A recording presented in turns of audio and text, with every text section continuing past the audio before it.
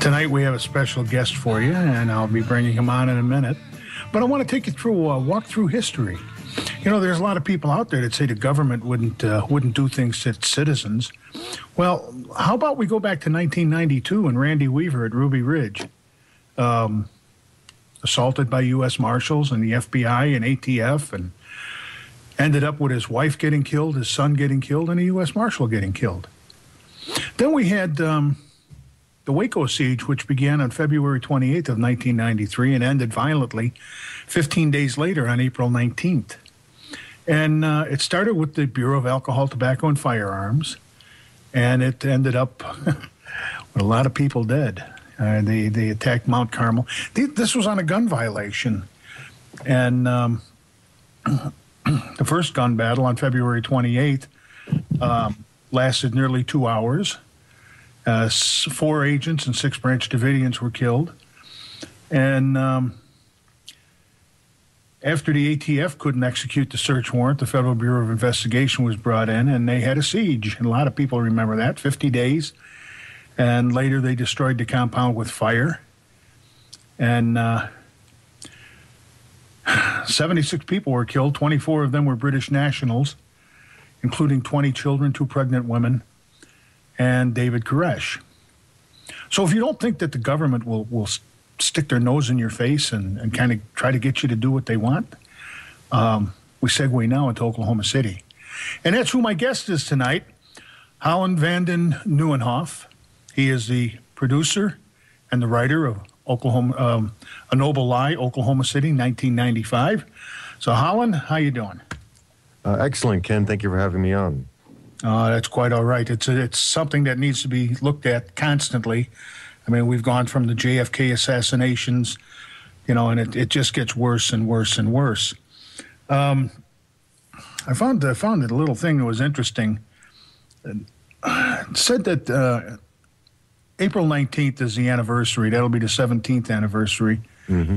And there were 168 people who lost their lives, and 19 children under the age of 6. And I thought that's an awful lot of people for a false flag operation. But why don't you take us through the steps that you found out leading up to the bombing? Well, the official story of the Oklahoma City bombing is that Tim McVeigh, a disgruntled Army veteran who was mad at the government because of Waco, decided to avenge the innocents slain at the Branch Davidian community by killing innocents themselves and exploding an ammonium nitrate and diesel fuel truck bomb outside the federal building in Oklahoma City, killing 168 people.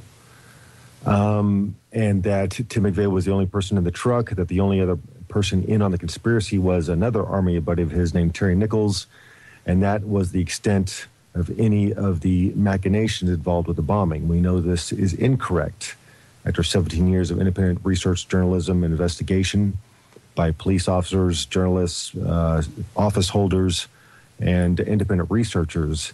It is conclusive that the official story of the bombing is false, utterly false. Yeah, I watched a video not too long ago, and they've got several witnesses that say they saw Timothy McVeigh and another man both in that truck, didn't they?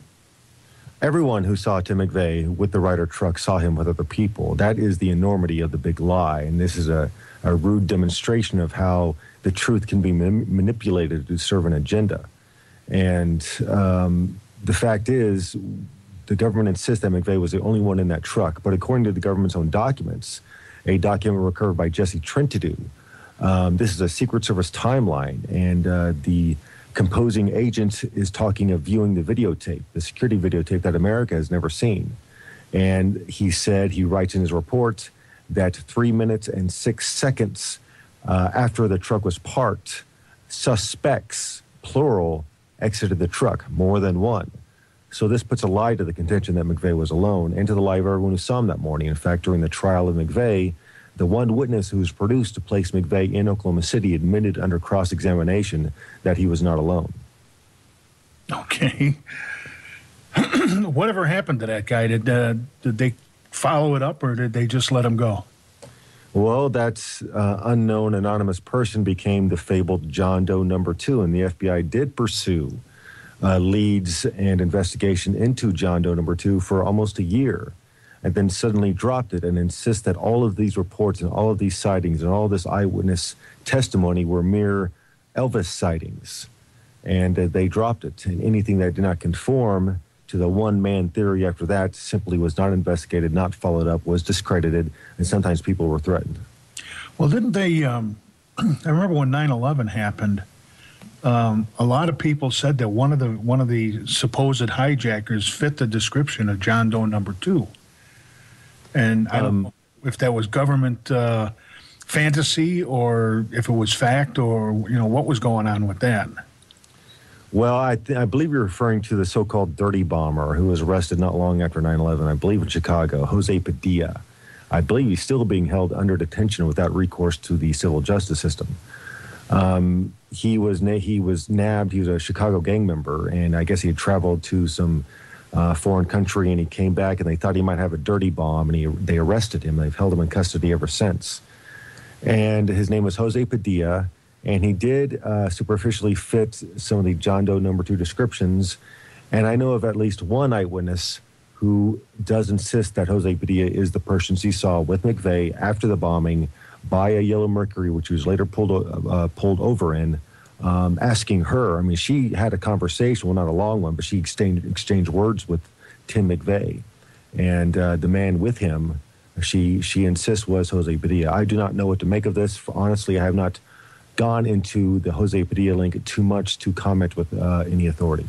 Oh, okay. No, I was just wondering because I know he seems to pop up every now and then, and well, I mean, John Doe number 2 was named Jana Davis, who was a local reporter here in Oklahoma City with KFOR TV. She was pursuing the truth in the Oklahoma City bombing. The entire station was. The programming director was giving her full support. And she was eventually let go from KFR after they were purchased by the New York Times Broadcasting Company, and all reporting contrary to the official story vanished. But she wrote a book called The Third Terrorist by Jana Davis. And it has the evidence that John Doe number 2 may have been an Arab, actually I believe he was Iraqi, named Hussein al-Husseini. And over a dozen witnesses have gone on the record, have named him, Hussein al-Husseini, as the man they saw with McVeigh. Well, there's nothing odd about that. I mean, she goes in and investigates, and next thing you know, she's fired. And with the support of her station until they were bought out. So there's no conspiracy there whatsoever. I think we're drinking that funny water again. It's it's interesting to note that the bomb that went off, I found another article earlier about a truck bomb at the Marriott Hotel in Islamabad, Pakistan on September of 2008. Mm-hmm. And what was interesting with that, they say the bomb was actually more powerful than the one from Oklahoma City. And let's see what else they got here. Massive explosion, and the bomb did not even enough force to blow out a single thin concrete column holding up the ornamental roof along the sidewalk of the Marriott Hotel. But yet, the Oklahoma City bomb took out an entire building, damaged, over 300 buildings. Mm-hmm. You had over 680 people injured. And apparently there was a pretty large radius around that bomb where it did a lot of damage. And this one in Pakistan didn't do a whole lot. I mean, it left a bigger crater than the one that was in Oklahoma City. But there was no massive damage.